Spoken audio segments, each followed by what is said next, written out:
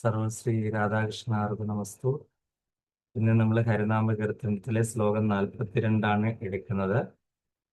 ദമ്പാതിദോഷമുടനെട്ടും കളഞ്ഞു ഹൃതി മുമ്പേ നിജാസനമുറച്ച് ഏകനാടിയുടെ കമ്പം കളഞ്ഞു നിലയാറും കടപ്പതിനു തുമ്പങ്ങൾ തീർക്ക ഹരിനാരായണായ നമാം.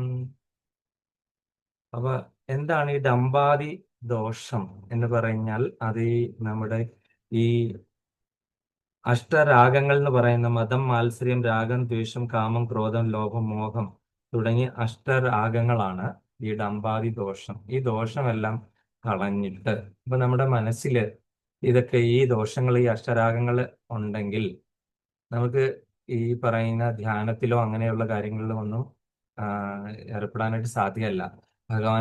ഭഗവത്ഗീതയിലെ ധ്യാന യോഗത്തിലെ ഒരു കാര്യമാണ് പറയുന്നത്, അല്ലെങ്കിൽ അഷ്ടാംഗ യോഗ എങ്ങനെയാ ചെയ്യുന്നതെന്ന് ഇവിടെ പറയാണ്. അപ്പം ഈ ഡംബാതി ദോഷങ്ങളൊക്കെ മനസ്സിനെ നിയന്ത്രിക്കുക എന്നാണ് ചുരുക്കി പറഞ്ഞു കഴിഞ്ഞാൽ.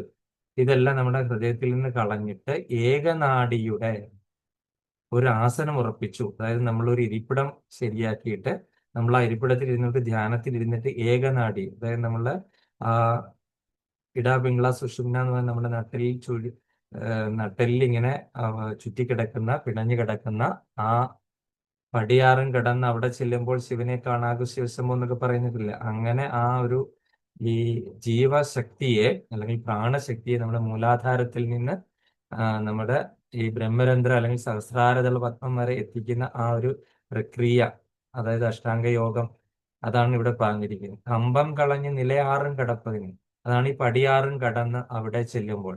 അങ്ങനെ ഈ 6 മൂലാധാര, സ്വാധിഷ്ഠാനം, മണിപൂരകം, ആജ്ഞ, വിശുദ്ധി, അങ്ങനെ പറഞ്ഞു പോകുന്ന, അത് കഴിഞ്ഞ് ഉള്ള സ്റ്റേജ് എന്ന് പറഞ്ഞാൽ എന്താണ്? സഹസ്രാരാംബുജാരൂഢ സുധാസാരാഭിവർഷിണി, ആ പരമാനന്ദം ലഭിക്കുന്ന ആ ഒരു സ്റ്റേജ്. ഈ പടികളെല്ലാം കടന്ന് അതിനൊരുപാട് പ്രാക്ടീസ് വേണം, അല്ലെ? അപ്പൊ അങ്ങനെ അവിടെ എത്തുമ്പോൾ എന്താണ്? എന്റെ തുമ്പങ്ങളെല്ലാം നീങ്ങിക്കിട്ടും, അല്ലയോ ഹരിനാരായണ. അപ്പൊ അവിടെ ചെല്ലുമ്പോൾ എന്താണ്? പരമാനന്ദം മാത്രം, മറ്റൊന്നുമില്ല, മറ്റൊരു ചിന്തകളും വിചാരങ്ങളും ഒന്നുമില്ല, പരമാനന്ദം മാത്രം. കാര്യം ആ ഭഗവാനെ ആസ്വദിക്കുന്ന, ആ ഒരു അമൃത ആസ്വദിക്കുന്ന ഒരു പ്രതീകമാണ്, അല്ലെ? സുധാസാരാഭിവർഷിണി, ആ ഒരു സ്റ്റേജിലെത്തിയ ആൾക്കാർക്ക് എന്താണ്? അമൃതം വർഷിക്കുന്ന ഒരു അനുഭവമാണ് ഉണ്ടാകുന്നത്, അല്ലയോ ഹരിനാരായണ. അവിടുന്ന് തീർച്ചയായിട്ടും ഞങ്ങളിലൊക്കെയും ഈ അമൃതം വർഷിക്കാനായിട്ട്, ഈ ഒരു ആനന്ദം, പരമാനന്ദം ലഭിക്കാനായിട്ട് ഇടയാക്കണേ ഭഗവാനെ. അവിടത്തേക്ക് നമസ്കാരം. ഹരേ കൃഷ്ണ.